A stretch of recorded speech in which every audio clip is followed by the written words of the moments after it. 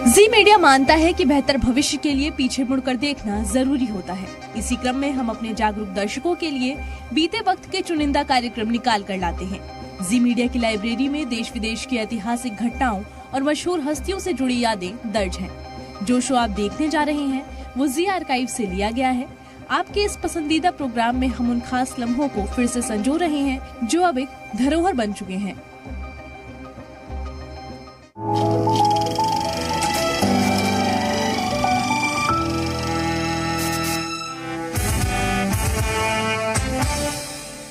नमस्कार, आपकी अदालत में आपका स्वागत है। हाल ही में वर्ल्ड कप में इंडिया की हार के बाद मैनेजर्स पर और क्रिकेटर्स पर तरह तरह के इल्जामात लगे हैं और सेलेक्टर्स ने 3 खिलाड़ियों को बलि का बकरा बना दिया है। जनता ये जानना चाहती है कि क्या इंडिया की हार के लिए ये खिलाड़ी जिम्मेदार थे। जनता ये जानना चाहती है कि ये भाई अपना खुद का सुपरमार्केट बना के महीने का 10 लाख कमा रहे हैं। हाँ, सिर्फ पैसे वाले नहीं, आप भी कर सकते हैं। फ्रीडम ऐप को अभी डाउनलोड कीजिए। परफॉर्मेंस के लिए क्या मैनेजर जिम्मेदार थे? आइए इन सवालात के जवाब ढूंढते हैं, इन इल्जामात की सफाई ढूंढते हैं। आज के मुकदमे में शुरू करते हैं आपकी अदालत। न राज्यम न च राजासी न दंडो न च दांडिका धर्मेणेव प्रजा सर्वा रक्षन्ति स्म परस्परम्। इंडियन क्रिकेटर मनोज प्रभाकर जनता की अदालत में हाजिर हो।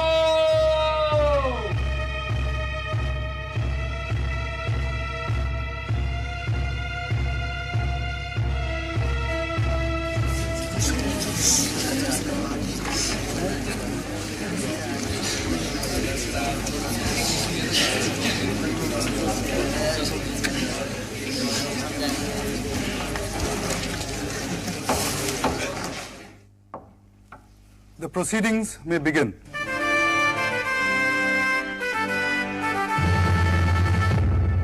कैपिटल दिल्ली के पास गाजियाबाद के एक साधारण परिवार में पैदा हुए मनोज प्रभाकर को इंडियन क्रिकेट के फाइटर ऑलराउंडर के रूप में जाना जाता रहा है।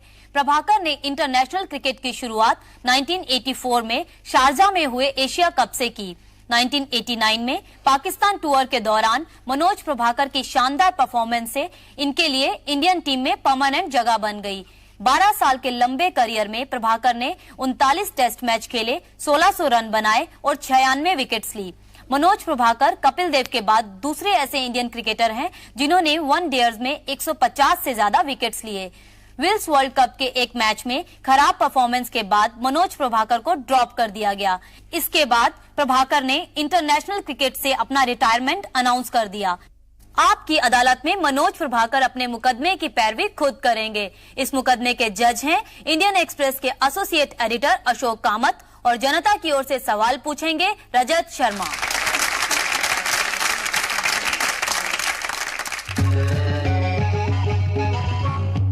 आपकी अदालत में क्रिकेटर मनोज प्रभाकर पर इल्जाम है कि खेल में इनकी अप्रोच सेल्फिश रही है।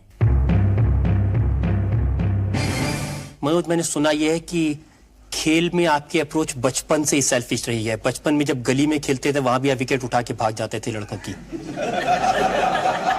ये तो मतलब बचपन में तो होता है, क्योंकि जब आप बचपन में किसी स्कूल टीम के कप्तान बन जाते हैं तो आप सब कुछ कर सकते हैं। ये सच नहीं कि आप कहते थे कि बॉलिंग जो है वो भी मैं ओपन करूंगा और बैटिंग में भी ओपन करूंगा? ऐसा तो बचपन में ही हुआ है। बाकी जो जितनी क्रिकेट खेली है मैंने इंटरनेशनल, तो उसमें तो अगर मैं डिजर्व करता हूँ कहीं खिलाना या खेलना तो ये तो कप्तान के ऊपर है। ये तो एक ही आदमी हुआ है मनोज प्रभाकर जो ओपनिंग बैटिंग करता रहा है और ओपनिंग बॉलिंग करता रहा। अगर नहीं करने देते तो आप गुस्सा हो जाते थे कि कैसे नहीं करने दो? नहीं, ऐसा तो कभी नहीं हुआ। गुस्सा नहीं, कभी गुस्सा नहीं किया मैंने। एक उदाहरण है कानपुर के मैच का जी, जिसमें आपने इतनी स्लो बैटिंग की, इतनी धीरे धीरे बैटिंग की कि उसकी वजह से हिंदुस्तान हार गया। मैं कोई स्लॉगर नहीं हूँ, मैं ऐसा प्लेयर नहीं था कि अकेले दम पे मैंने मैच जितवा दिए हैं। मेरा काम था कि वहाँ सपोर्ट करना। जब नैन मोंगिया खेलने आए तो मैंने सिर्फ एक क्वेश्चन पूछा उनसे कि इंस्ट्रक्शंस क्या हैं।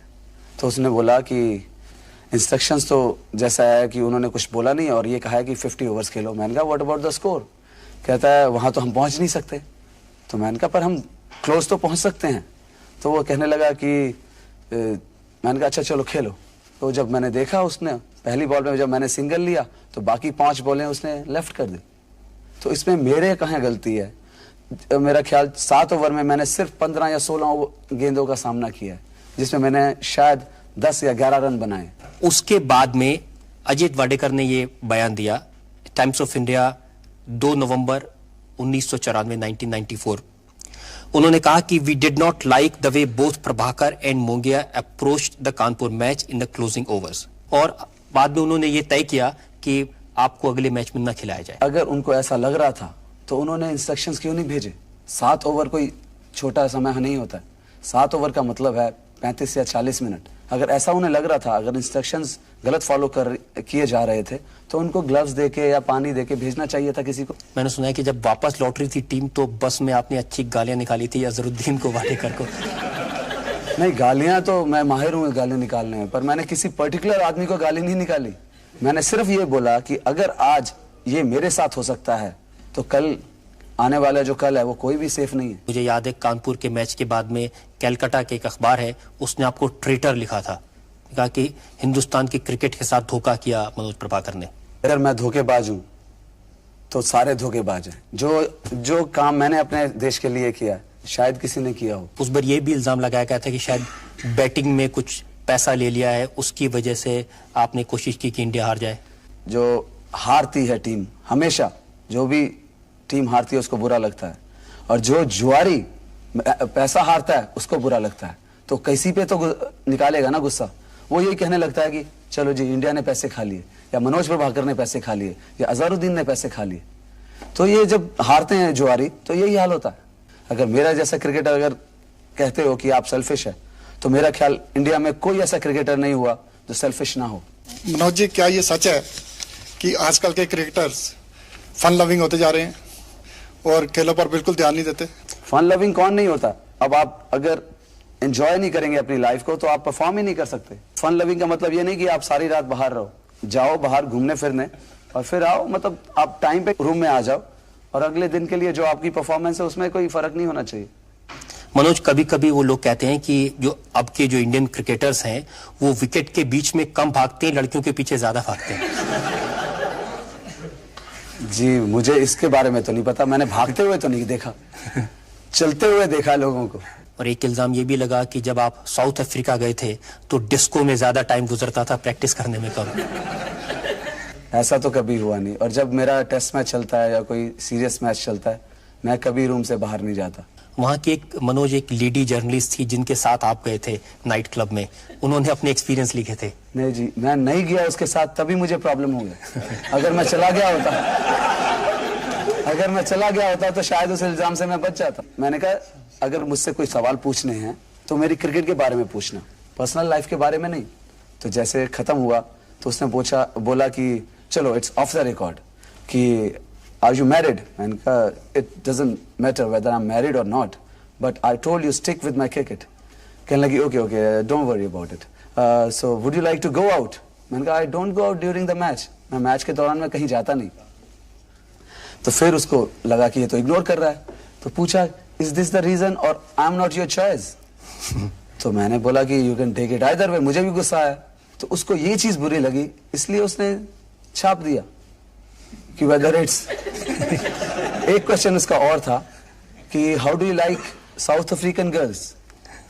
तो मैंने बोला कि व्हाई शुड आई बॉदर? कहते हैं I am talking about black और white which you like the most. मैंने कहा why should I bother whether it's black और white until unless the person is mature and nice to talk to। तो कहने लगी कि ओके। और जब मैंने उसको मना किया बाहर जाने के लिए तो उसने एक हेडिंग दिया, Manoj doesn't mind whether it's black or white until unless the person is mature enough। उसके बाद मैंने कानों को हाथ लगा दिया कि जी मुझे माफ कीजिए, और बस उसके बाद मैंने कभी जर्नलिस्ट लेडीज को तो इंटरव्यू दिया ही नहीं। आपकी की अदालत में क्रिकेटर मनोज प्रभाकर पर आरोप है कि ये शॉर्ट टेम्पर्ड हैं। मनोज, ये तो शायद इल्जाम आप मानेंगे कि मनोज प्रभाकर को गुस्सा बहुत जल्दी आता है। जब मैं ग्राउंड में जाता हूँ मैं सीरियस होता हूँ और मैं अपने सामने वाले खेलने से वाला जो होता है उसको यही कहता हूँ, यही सोच के खेलता हूँ कि उसको मैंने आउट करना है। और अगर मैं बैटिंग कर रहा हूँ तो बॉलर को अगर वो जैसा बिहेव करता है तो वैसे ही उल्टा मैं बिहेव करता हूँ। अब ये तो है नहीं कोई ऑस्ट्रेलियन आया या वेस्ट इंडिया आया और मुझे गाली दे और मैं कहूँ थैंक यू वेरी मच। ये मनोज प्रभाकर नहीं। Aggression is must. अगर आप एग्रेसिव नहीं होंगे तो जैसा मैं खेलता हूँ, अगर एग्रेसिव नहीं होगा तो मैं परफॉर्म ही नहीं कर सकता। This is the way I play. लेकिन ये जो एग्रेसिवनेस है जरा ज्यादा स्ट्रेच नहीं कर दिया आपने? एक इंसिडेंट हुआ था जिसमें मनिंदर सिंह को आपने बैट से मारा था, उन्होंने आपके खिलाफ FIR भी लिखानी पड़ी। नहीं, हम बहुत अच्छे फ्रेंड हैं, पर वो तो in the heat of moment मैंने मारा नहीं था, लग गया था उससे। मैंने ऐसे किया तो वो इधर ही खड़े थे, बात कुछ और हो रही थी तो इसके यहाँ बैट लगा तो उन्होंने सोचा कि ये जान के मार दिया। अगर दोस्तों को आप ऐसे मारते हैं तो दुश्मनों का क्या करेंगे? मेरे तो सारे ही दोस्त हैं, मेरा तो कोई दुश्मन है ही नहीं। शायद आपसे हो जाए अगर आप। बरेली में एक फोटोग्राफर